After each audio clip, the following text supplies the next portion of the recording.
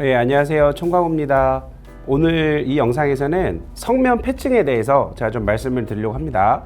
성면 폐증, 유해 물질은 그러면 뭐겠어요? 성면이죠.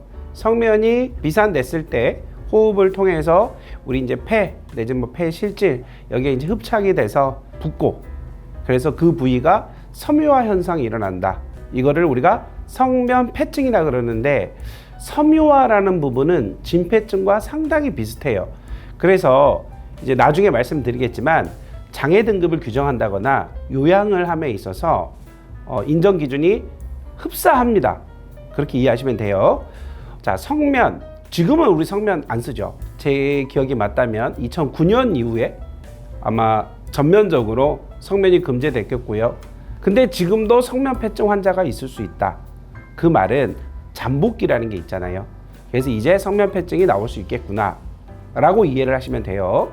그러면 성면 폐증, 즉 성면을 취급하는 직업, 직종은 뭐가 있을까요? 뭐 이제 과거에는 우리가 이제 뭐 단열재, 보온재 해가지고 이걸 이제 성면으로 그걸 많이 이용을 했고요. 또 용접을 하다 보면은 이제 불팀 방지포라는 게 있습니다. 또 이제 그 엄청 단단하잖아요. 그래서 뭐 브레이크 패드, 이제 라이닝 이런 것도 있을 수 있을 거고, 일반 건설 현장에서 썼을 수도 있을 거고, 이제 제가 지금 말씀드렸던 모든 것들이 이제 성면을 취급하는 직종을 보시면 돼요. 늘 산재는 두 가지를 생각하라고 말씀드렸잖아요. 업무상 사고와 업무상 질병이 있을 수 있다. 자, 업무상 질병이면 원칙적으로 어딜 또 한번 거쳐야 되죠? 업무상 질병판정위원회. 그런데 성면 폐증은요, 원칙적으로 업무상 질병판정위원회를 거치지 않아요. 그냥 성면심사회의만 거칩니다. 그런데 성면 폐증과 동시에 뭐가? 폐암이, 악성 중피종이, 난소암, 후두암 등이 진단이 동시에 되었다.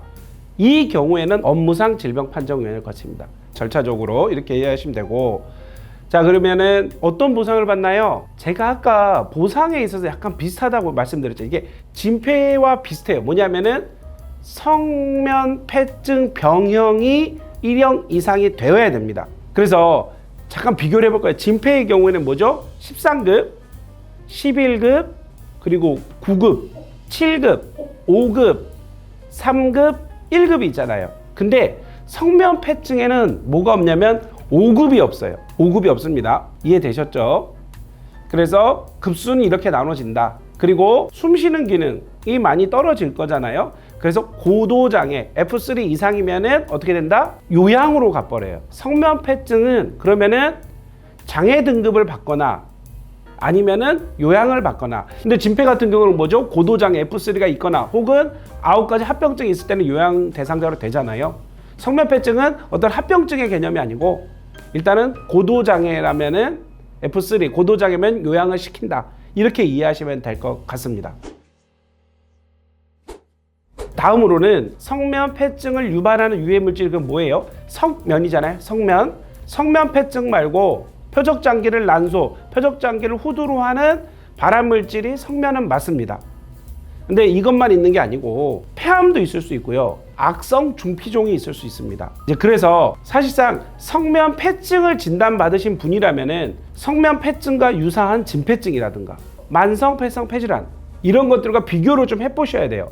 그리고 말씀드렸던 암, 폐암, 뭐 난소암, 후두암, 그리고 악성 중피종 이런 것들이 있는지 동시에 한번 좀 고려를 해보셔야 됩니다.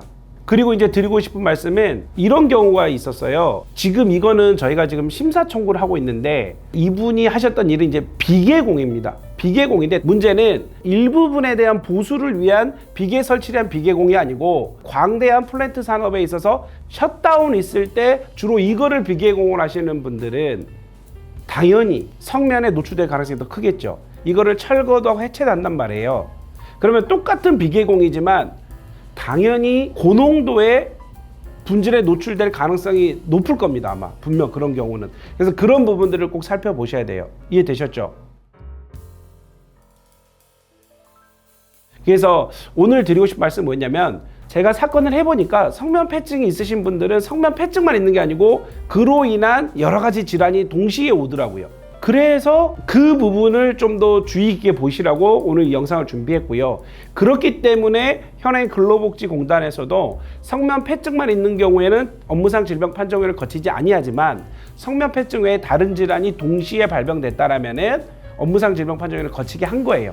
오늘은 제가 성면폐증에 대해서 말씀드렸는데 혹시 그 영상을 검색하시다가 유튜브를 통해서 성면폐증을 검색해서 이거를 보고 계시건 아니면 뭐 성면으로 인한 어떤 산재 질환을 보고 계시건 간에 성면폐증을 진단받았다면 그 외에 다른 질환은 있을지 없을지를 꼭 한번 살펴보시길 바라겠습니다. 예, 감사합니다.